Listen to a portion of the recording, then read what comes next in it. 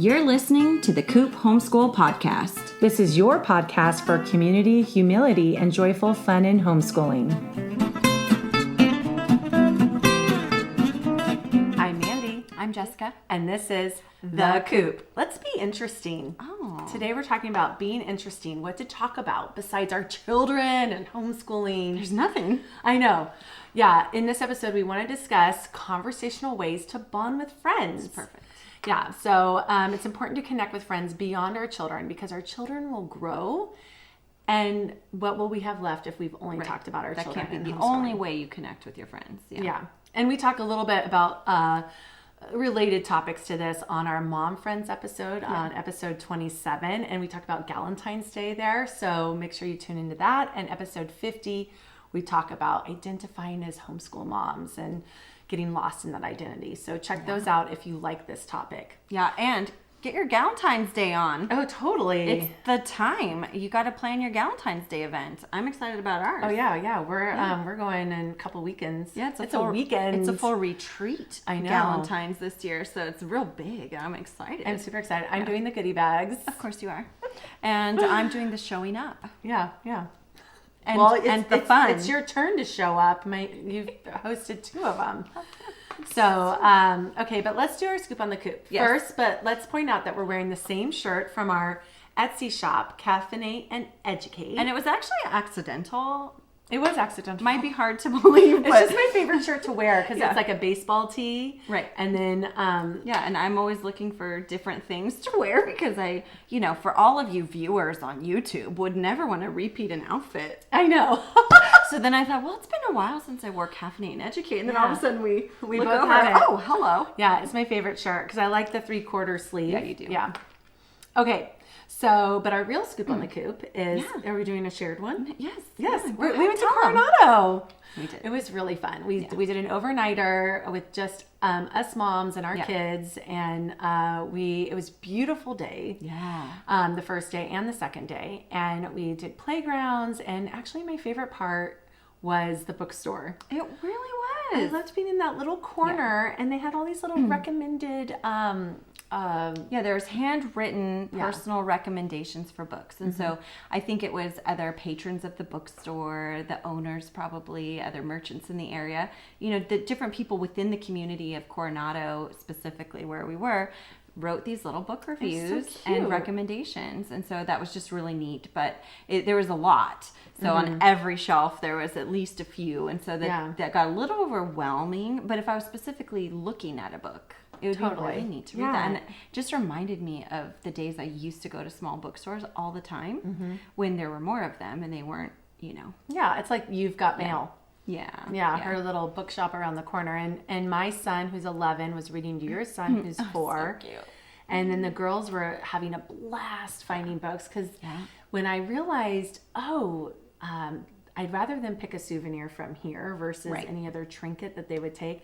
Of course, they pick the ones that are like the scratch-off books and stuff. But next time I'll be a little more specific. Yeah.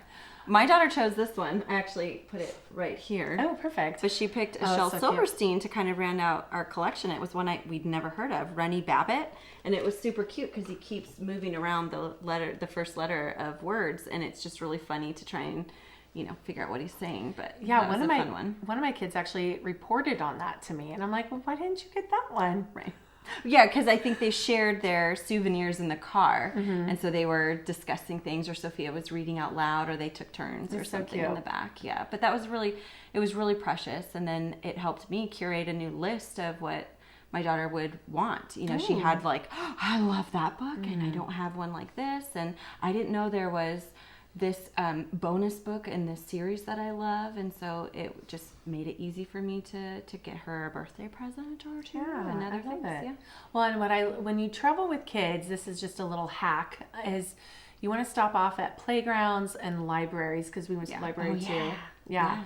And bookstores, and libraries and bookstores will many times have a good bathroom to use, and so that's a good option.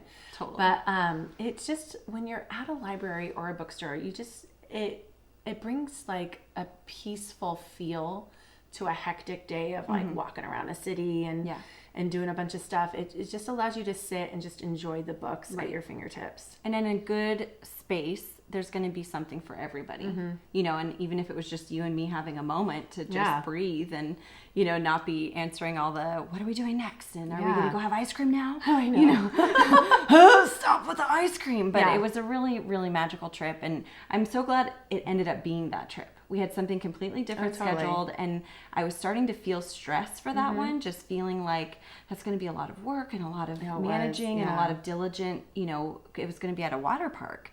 Which neither one of us are big fans of water parks. No, we're not, but it was just a good deal, and it was called a homeschool rate, and so we were like, we got to do it. And then we just couldn't do it after all, and so then this was our plan B, and I'm so glad we did, because there was just so much space in it that it was a really nice time together rather than shoving a bunch of things in. It didn't feel like a field trip. Yeah. You know, but we naturally got to do a lot of experiences. We got to get to know Coronado. Yeah, it's right in our own backyard. And so how often do we go there? I know. And then we got to go across a big bridge. And yeah, that was wild. Yeah. So super fun. Super fun. Okay. So there's our scoop on the Coop. So let's talk about being interesting. Yeah.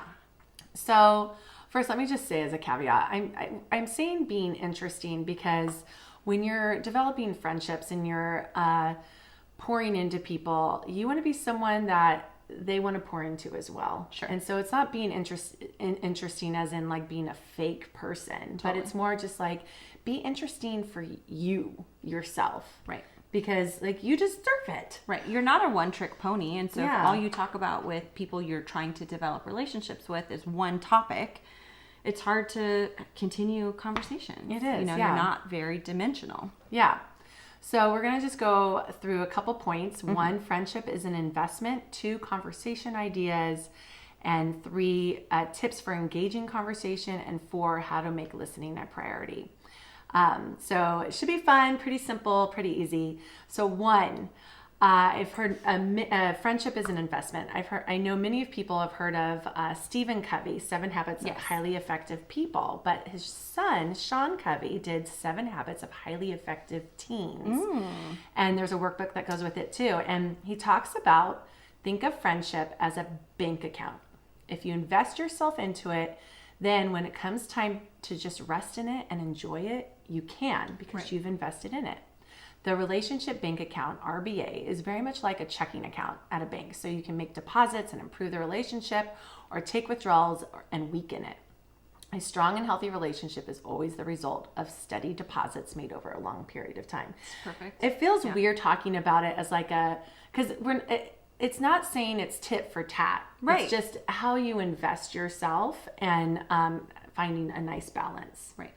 So the way people make deposits. So think about how you make deposits into friendships. And the 5 Love Languages by Gary Chapman probably plays a role in that and can shed some light on that for you. But I know for me, I'm a gift giver, so I love giving gifts. But that's not always how people need to receive deposits. So I'm making deposits in the way that I want to make deposits. But then I also need to think of how I'm going to make deposits in the way they need deposits, whether it's time or touch or acts of service or whatever. But so Jessie, what's like your favorite way that you make deposits into relationships? That's funny because I think you were the one I was talking with when I finally realized that it was time. It's time. Yeah. Yeah, because I kept trying to think, well, I mean, I know I can give thoughtful gifts, but I don't really feel like I'm particularly skillful at that. I'm not like always thinking of the next gift I can give this person. I love giving gifts. Right. That's not really it, even though I think I'm okay at it. Yeah. And then you were like, you give your time. And I was like, you're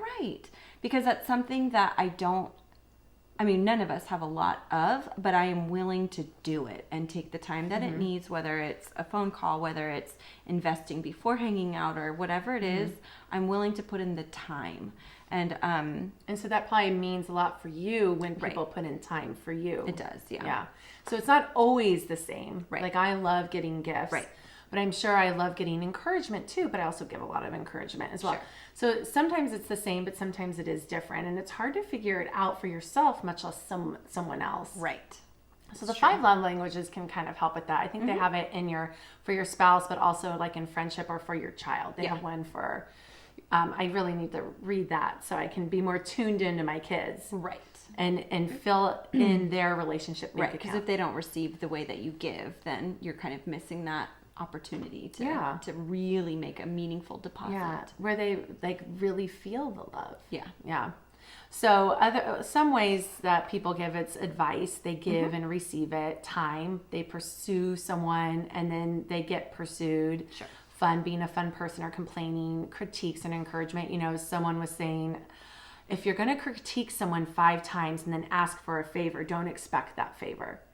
And so that's something for me to remember, because I love to critique. I love to improve upon situations without thinking of, wait, have I put enough goodness into this relationship before I'm going to critique things that they're saying or doing. And then favors, going the extra mile, and then being able to ask for favors too, because you went the extra mile. And then vulnerability, being vulnerable and being a good listener to someone else being vulnerable to you. And then the last one that I have on here, unless you can think of more, is what we're going to talk about the rest of the time, is sharing ideas and about yourselves. You share some, she shares some, listen in full attention, and discuss. And so I just thought it'd be fun to focus on how not to talk about our children in homeschool all the time, and really fill in our relationship banks and our friends. Okay, so number 2, conversation ideas. The goal is to be interesting. And like I said, for yourself. Do it for yourself, and then it'll naturally flow out. So, Jessie, what do you like to talk about with friends besides children or child development? I have to add in child development. Right. Just because it's a tangent of that. It's a tangent, yeah. And homeschooling. I mean, I really love knowing who my friends were before we had kids, because it's such a mystery. It is. You know, and then you find out the most wild things, like you used to be in a band, or, you know, like people are shocked I lived in San Francisco for 5 or 6 years. And I'm like, a lot for you. I mean, don't people go away to college? You know what I mean? But it's just so funny because they're like, you did? Yeah. Well, when you were at what age though? 17. Yeah. So that was really shocking for me to hear that too. It's like, what? Yeah, because I still remember where we were, Mandy, when we had conversations about our lives before totally, kids. Me too. Yeah, at Burger Bench. But that's true. Like, it fed into the relationship, because obviously how we bonded was with our kids, but then the meaningfulness of our relationship became when it became broader and deeper. Yeah. And sharing those things that not all the other moms know about me yet, or ever, or whatever, because it might not come up. So I love that. One of the things that I love talking about, well, it's hard to go outside my kids and homeschooling. I just love giving advice. Yes, you do. So whatever it is that someone's talking about, I will have advice for you. Yeah. Whether it's like where to go, what restaurant to eat at, all that stuff. I love doing that. And so it's just really, really fun for me to do that. Right. It's not very in depth. Right. Well, as a friend, we see your excitement. And we see your excitement in what we're doing. It's not like a variation of turning it back around on you, but it's like, oh, I'm so excited that you're doing this thing and I have an idea for you. You should go do You don't this. have to do it, but I love it. You know, and it's fun to hear you be excited for us. You know, so there's a whole list I have here that I'll just skim through real quick. Well, can I say your first one? Yeah, you say it. So it's books you're reading, and I have to say, in developing my friendship with your husband. This is our typical go-to conversation, but I love that he asks me, because I don't usually talk about my books too often. I might tell you which book I'm reading, but unless it's one that I feel like you're going to find interesting, I don't share too much of it with you. I mean, I mentioned, or we have discussed your book, Quiet, because it was so fascinating. And so it was fun to discuss it, even though I hadn't read it. So I do love talking about books, but I like this particular one just because it's literally what I talk about with your husband, you know, when we're kind of, you know, breaking the ice together after a while of not seeing each other. That's what are you reading? You know, and I'm like, oh, let me tell you. It's something you can talk about no matter the gender, no matter the age. And I think that's a big thing that you have taught me. Like, I don't know if you've noticed, but my reading has greatly increased because it is fun to talk about books. Right. And then the wisdom and the knowledge it gives you in conversation, and when someone references something, you know what they're talking about. Right. We had a mom join our Coop group who I've known, but didn't really ever talk about anything outside of homeschool, because that's the context in which I knew her. And I happened to be talking about books with one of our teenage students or kids in our Coop group, and she was listening in, and I was telling her, this teenager, about the books I was reading, and she jumps in and she says, well, did you know there was more? Oh, and fun. What? There was more to this series? It was the Ender's Game. Oh, yeah. And there's an entire That's so weird. I was just universe. thinking Ender's Game Yeah. in the back of my Yeah, head. well, that was it. Yeah. And so there's an entire universe, and I knew of plenty. I knew of 2 of the lines of this universe, but I did not know that there was a bunch of prequels. Oh, my word. And I read them Prequels all. are my because favorite. she said, no, they're good. And I was like, Yeah. okay, I'm going to believe you on that one because you like this book. Does and it say how it was taken over? Or how the battle began and stuff? But don't tell me. Don't tell me. You just have to read Yeah, it. okay. I have to say, I've now read every published novel of the Ender's Universe, and I'm still a huge fan. That's so cool. I haven't read all the novellas and the comics and whatever. There's a lot of other things out Yeah. there, but just the novels, and I love them still. And look at just this discussion right now, right? Yeah, books. And There you you got go. you got me to read. Well, you just recommended Ender's Game, and Right. I read it, and then it was so fun because my husband had read it upon your You recommendation. hadn't read it before either? Oh, see, I haven't even talked to him about that. Yeah, yeah. It's been so long since I've talked to your husband. I know, but it was just it's just really fun. It's ways that you can connect with people and be an interesting person just naturally. And so audiobook it. Yes. Read it. I mean, for me, it has to be an audiobook. Yeah, for there's me no now, way. I'm Yeah. at the point where I haven't read an actual book other than our book club book. I know, in a and that's while. hard. It's like, oh gosh, I'm I like love trying to it rush too, through though. it. On I love 1.2, visually seeing it. being able to underline. Yeah. Right, and yeah, I like seeing it for sure. Yeah. I'm definitely very visual, but audiobooks means I get more of it. Yeah, totally. Yeah. So, and we talk about homeschool hacks, audiobooks in a previous episode. Okay, so if you don't have time for books, you can read articles. And articles can be Absolutely. really interesting to Same discuss idea. too. Yeah, Yeah. go to Psychology Today Mandy's go-to. and just read about recent studies and or read books that you could read books that have little articles in them or short For sure. things in them. Okay, another thing you can talk about is places you visited and what you learned and loved, you know? So go places. Right. You know, if you want an excuse of why you should go places, it's so you have things to talk about. Totally. Yeah. Goals and accomplishments. Yep. So make some goals. Yeah, it's a you good know? one. And that's something too you can ask someone. You can say like, "Oh, what's your most recent goal or what's your most recent accomplishment?" And it'll stump them maybe for a second, but that's when you can really learn about someone's like motivation and their drive for things. Totally. And then if they don't have one, you could be like, "You're just living life like happy Right. happy go lucky," you know. Your love story with your spouse and what you've learned in your relationship. I just asked someone that the other day. There was a little lull in the conversation and I realized I have no idea how they met. So I said, "What's your love story?" Yeah, tell me. Yeah, so that was fun. That took like another 20 minutes of getting to Right. know them as a couple. Right. That's So cool. that was really fun. Also, of course, your favorite things, movies, shows, cities, objects, things like that. And then momentous occasions in your childhood. There's some monumental things like going to college when you're 17 or, you know, things that you're willing to share that could be surprising to someone. Seasonal experiences and ideas for adventures. And then this is a fun one, hypothetical questions. Oh, yeah. So if you're running out of things to talk about and the person's not really into talking and not giving you much back, ask a hypothetical question. Right. Like if you were governor of California, what would be the first thing you would do? I mean, that might make it too political. I think don't I'd know. have to have a list of 10. Yeah. I don't think I can start with just one. Yeah. Or if you had $1 million, this is an easier one. If you have $1 million, what's the $100 million? If you had $100 million, what's the first thing you would do? And then you guys can discuss and explore, and then someone else might join the conversation and have their input, and then who knows where that's going to take you. Yeah. And then questions that others don't ask, like when you moved here, what was your biggest expectation, or the first time you tried whatever? Like if they're talking to you and telling you about something that they learned, you can say, well, did it turn out the way you wanted it to? What was your expectation and how did that go? Yeah. So you can check out our blog post. We list a bunch of these ideas on there. So the idea is just to remember, you're not just a homeschooling family. Like you have so much more investment to give someone and to receive from someone. And so be cognizant of your topics Right. of conversation and develop your interests beyond homeschooling. Yep. So here's some tips for engaging conversation, which I thought was kind of fun.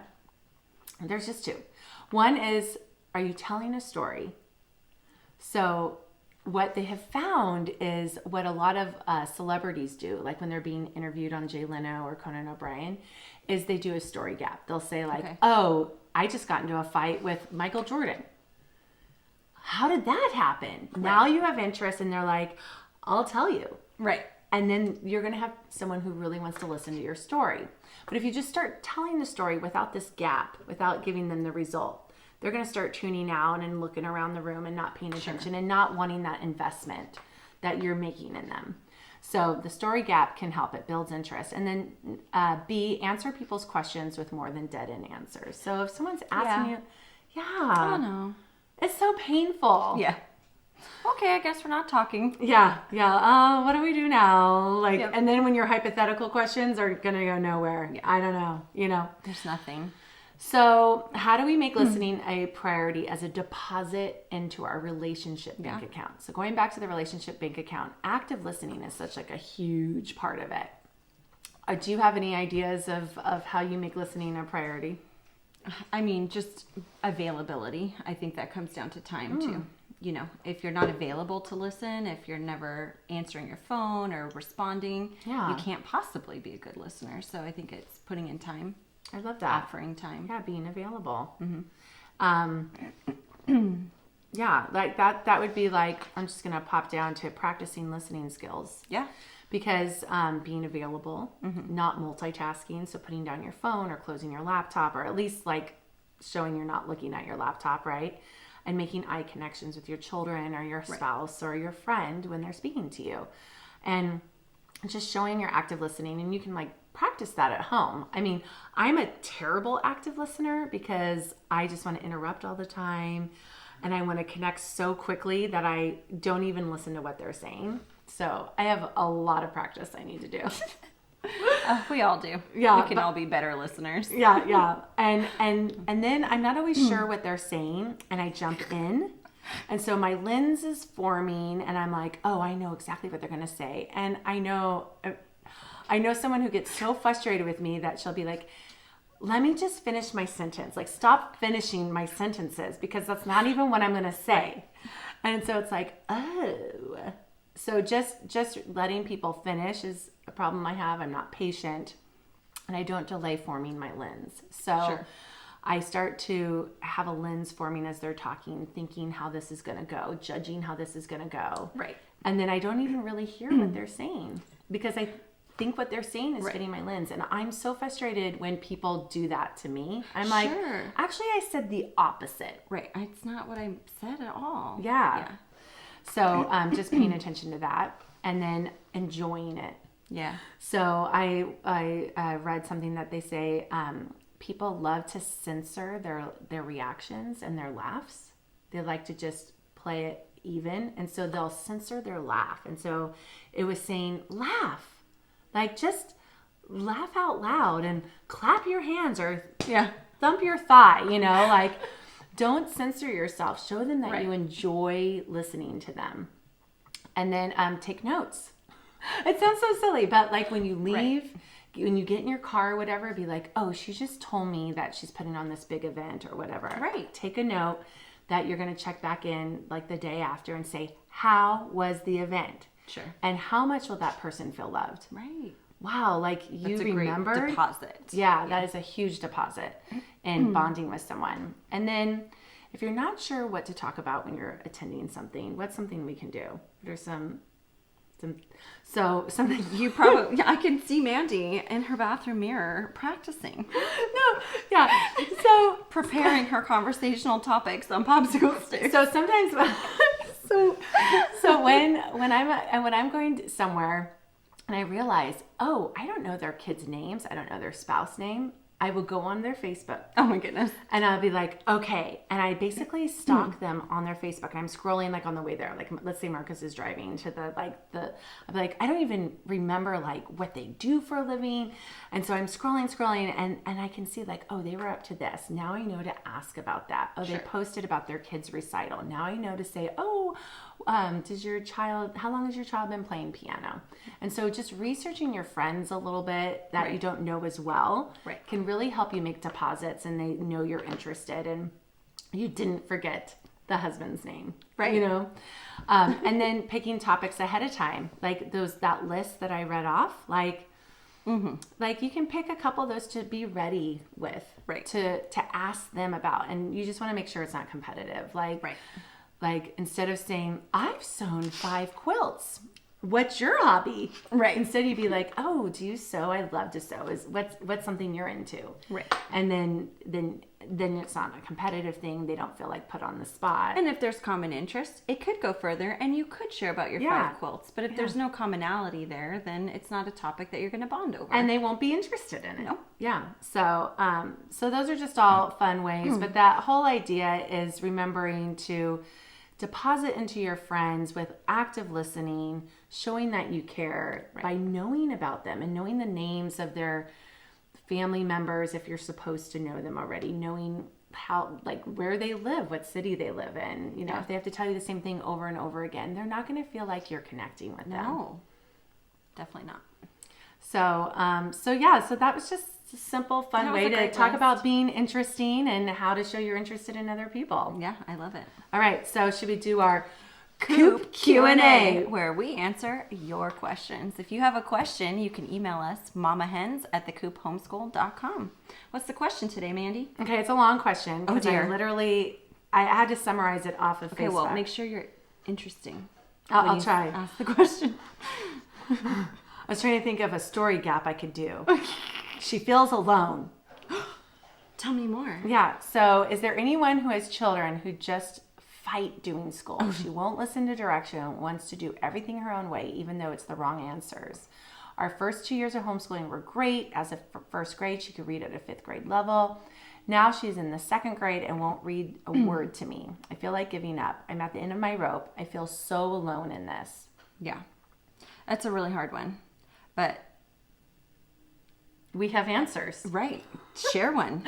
Okay. Well, first of all, it's so great that this person already went on to a Facebook homeschool group. Right. And it's a great network for her. It's a great network for her to get some feedback and get just some encouragement that she's not alone. Like we all go through this. Oh yeah.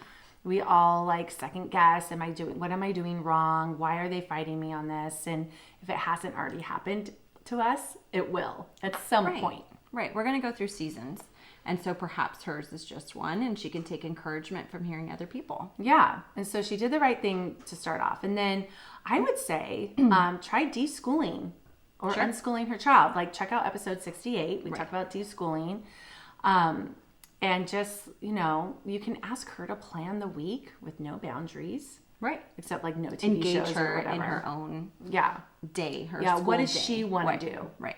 Offer to sit with her as she researches classes on OutSchool and pick 1 or 2 she's excited about, even if they're like video game classes or whatever. Whatever can get her learning or reading and interacting with content. She can go out and have experiences and see what she likes doing on adventures. Yeah. And then let her plan it. Sure. Spend time observing her and what she does with her unlimited free time. That's fun to see. Like, is she outside the whole time? Well, now you know you need to maybe start doing things outside. Or is she always inside with a book? Now you know to use like literature as something to hone in on and focus on. Are you in a co-op? Try forming one with homeschool friends and set up shared learning experiences together. If she really likes being with friends, then utilize that and say, oh, like they're going to go here. Would you like to go too and learn about this? And she might say yes. Location might matter. Maybe go to Barnes and Nobles and just sit and in the Starbucks there and get a treat and just enjoy being together and living life together. And then another idea is start a book club with another mother-daughter pair and let the kids pick the book to discuss and do. If that's all she's willing to do, then do 1 book a week and eventually that will grow and other interests and curiosities will come out of that. Exactly. And I think it's, it's easy to come up with that list without knowing more about the situation because it's always hard to determine is something an actual character issue, heart issue, is it a discipline issue, what's happening. And so, for all we know, there's more to the story, Yeah. you know, and all we can offer is the context of homeschooling, you know, but perhaps you're having a conflict with your daughter because there's something else going on. You know, is there anxieties somewhere? You know, is she avoiding this because she's not able to control something else in her life? You know, I think there could be more depth, as always. And so I think these are great solutions to the homeschool problem. Yeah. But if that's not the root of what's causing her behavior, this will only go so far. You know, but we couldn't possibly know that. What's in her life that's made her flip? What kind of insecurities or right? Is it insecurities? You know, was the mom giving pressure and without being a part of it? And then this is where the idea of having a co-op and a community of homeschool moms who might be a little bit more intimately aware of what's going on in your life, we could actually provide real advice. You know, like I think when you were having trouble with Maisie and reading, I was able to say, well, just remember that mine didn't read right away. Right. She did not want to pronounce phonograms. She didn't want to do any of it. She didn't want to sound out words, but I did what she would happily do. You know, and so I went about it this way until she finally just said yes. Yeah. And, you know, that's not the case for everybody because you had to decide if she was just having a discipline issue. Yeah. Or if she really just wasn't ready. And it's just so hard to know. You know? Really is. Like, I'm not an intuitive person when it comes to that, so I have a hard time with that, but I ended up just taking a break. Exactly, which is what you've offered here. You've offered plenty of suggestions within your answers for just take a break. Maybe it's not the right time, whether it's developmental or disciplinary. Who knows? But maybe just giving it some space is okay. It's not going to be detrimental to her. Yeah. So give it some space and time and see if you can figure out. And she already has the skills. Right. So let her maybe just be for a little while. Right. Yeah. Just let it be. Yeah. Thanks for listening. We love your support. Be sure to subscribe to our podcast, leave a rating and review to let us know how we're doing, and share our podcast with your friends who need a little community, humility, and joyful fun in homeschooling.